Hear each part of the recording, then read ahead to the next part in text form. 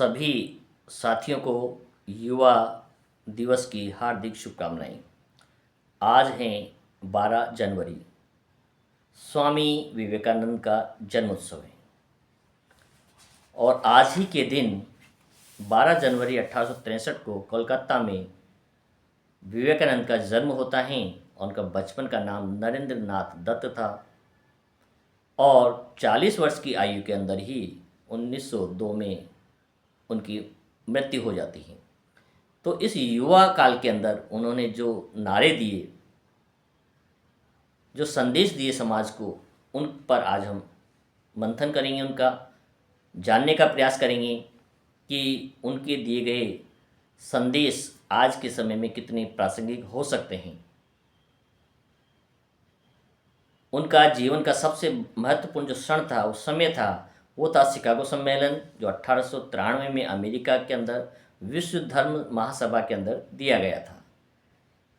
बड़ी मुश्किलों के बाद धर्मपाल अनागरिक की मित्रता के वश उन्हें स्पेशली 2 मिनट का समय इस अधिवेशन में बोलने के लिए दिया गया। लेकिन उनका प्रारंभिक जो उद्बोधन था, मेरी अमेरिकन बहनों और भाइयों, my dear sister and brothers, इस शब्द को सुनकर के इतनी तालियों से हॉल गूंज उठा कि उनके समय को बढ़ाकर अनलिमिटेड कर दिया गया। और यहीं से भारतीय संस्कृति का उद्भव होता है विश्व के परिदृश्य पे, विश्व के पटल पर। और विश्व के अनेक धर्मों के लोग जब वहाँ आते हैं तो भारत की संस्कृति और सभ्यता से रूबरू होते हैं। इसलिए भारतीय संस्कृति को विश्व के पटल पर स्थापित करने का जो श्रेय दिया जाता है वो स्वामी विवेकानंद को दिया जाता है। और उन्हीं के जन्म उत्सव को हम देश के अंदर आज युवा दिवस के रूप में मनाते हैं, कैरियर डे के रूप में मनाते हैं, जिससे हमारे देश के नौजवान भी कुछ प्रेरणा लें और कुछ नया करें, देश की पहचान बनाएं।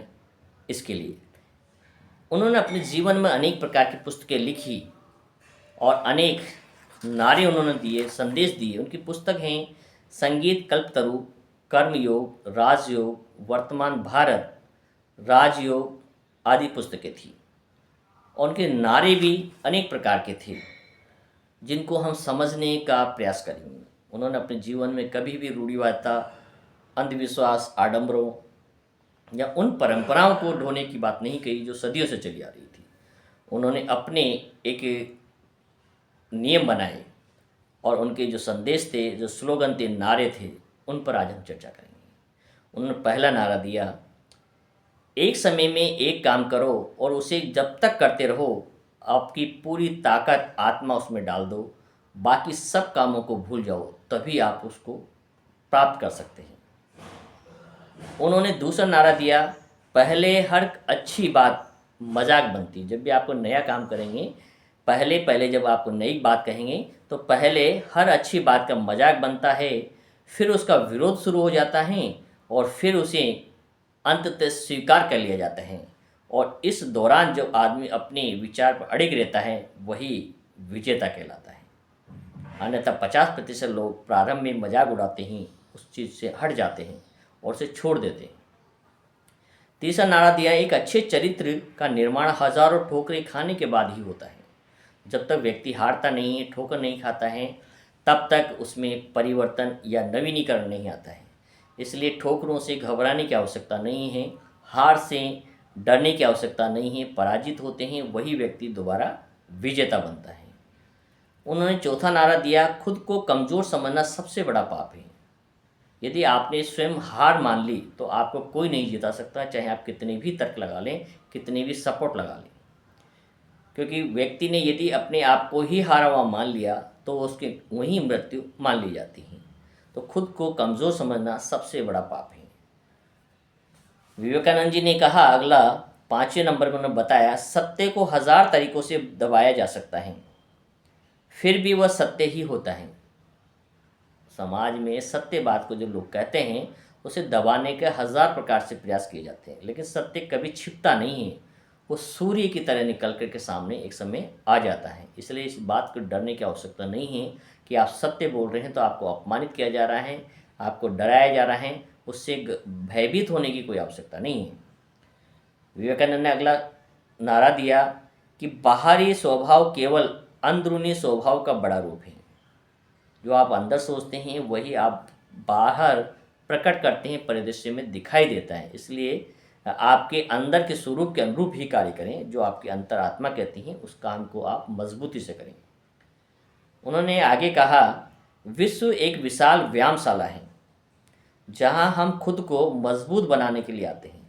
जिस प्रकार से व्यायामशाला के अंदर व्यक्ति अपने शारीरिक रूप से मजबूत बन करने के लिए शरीर को वहाँ जाता है, वैसे ही संपूर्ण जो दुनिया है वो भी एक व्यायामशाला है। वहाँ पर हमारी मानसिक रूप से मजबूत बनाते हैं, शारीरिक रूप से मजबूत बनाते हैं, तार्किक रूप से मजबूत होते हैं। हर प्रकार के युद्ध संघर्ष के लिए हमें तैयार होने का जो व्यायामशाला है वह पूरी दुनिया है।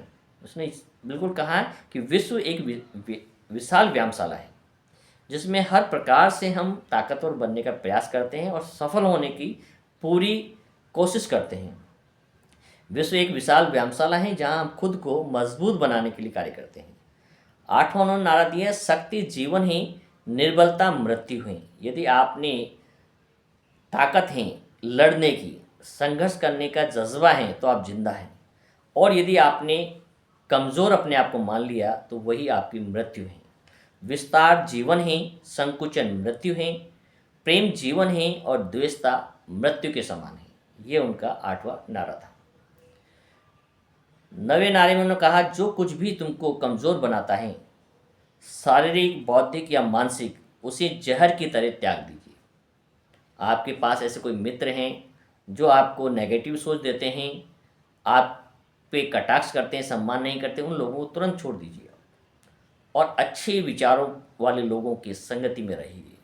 तो उन्होंने कहा कि कभी भी कोई भी व्यक्ति या कोई भी विचार आपको कमज़ोर बनाते हैं, चाहे वो आपका शारीरिक कमजोरी का कारण बनते हो, बौद्धिक कमजोरी का या मानसिक कमजोरी का, उसे जहर समझ के, जिस प्रकार जहर को हम दूर फेंक देते हैं उसी प्रकार उन लोगों से दूरी बनाए लेनी चाहिए, उस स्थान को छोड़ देना चाहिए।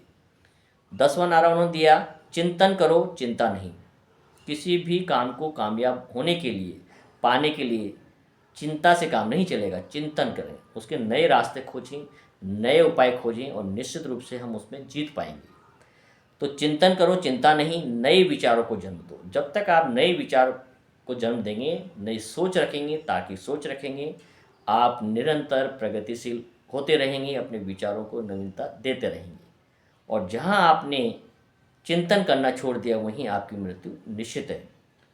11वां उन्होंने कहा, हम जो हम बोते हैं, जिस प्रकार किसान खेतों में जो बीज बोता है वही उसे प्राप्त होता है, ठीक वैसे ही उन्होंने कहा, जो हम बोते हैं उसी को हम काटते हैं। हम स्वयं अपने भाग्य के विधाता हैं। हमारा भविष्य हमारे हाथों में है।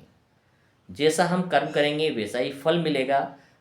अर्थात इसी आधार पर उन्होंने कहा, हम अपने भाग्य विधाता स्वयं हैं, न कोई ईश्वर है, न कोई परमात्मा है जो कि हमें तरा देगा या हमारा उद्धार कर देगा, ऐसा संभव नहीं है।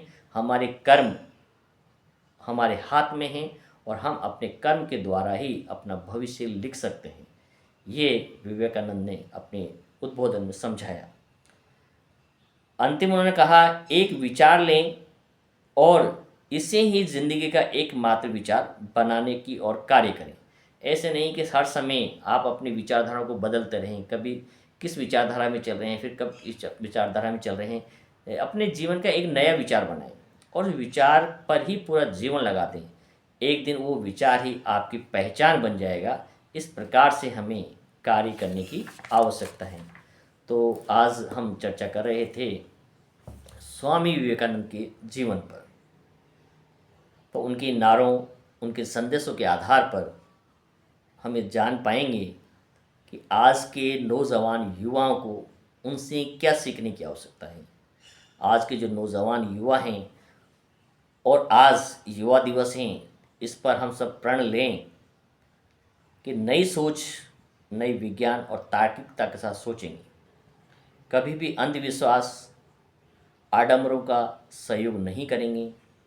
किसी भी बात को करने से पहले तर्क करेंगे, विचार करेंगे, कारण जानने का प्रयास करेंगे और फिर उस बात को स्वीकार करेंगे। जिस प्रकार से बुद्ध ने कहा, अपदीपो भव, आप अपने दीपक स्वयं हैं। और आप अपने ज्ञान के द्वारा प्रकाशवान होंगे और उसी से आसपास के संसार को प्रकाशमान बनाएंगे। बुद्ध ने जिस प्रकार से कहा, उसी प्रकार से स्वामी विवेकानंद ने कहा कि किसी भी बात को इसलिए नहीं मानना चाहिए कि वो किसी धर्म ग्रंथ में लिखी हैं या कहीं पुरखों ने उसे कही हैं या हमारे परिवार की परंपरा है। उस बात को पहले अपने विवेक के आधार पर, अनुभव के आधार पर समझने का प्रयास करें, उसके लाभ और हानि को जानने का प्रयास करें। क्या वो घटना, वो बातें हमारे जीवन में लाभदायक हैं, हमारे आने वाली पीढ़ी के लिए लाभदायक हैं, तो हम उसे अपनाएं, अन्यथा उसे छोड़ दें और नए विचारों की ओर अग्रसर हों। यही हम सबका संदेश है। सभी को नमो बुद्धाय।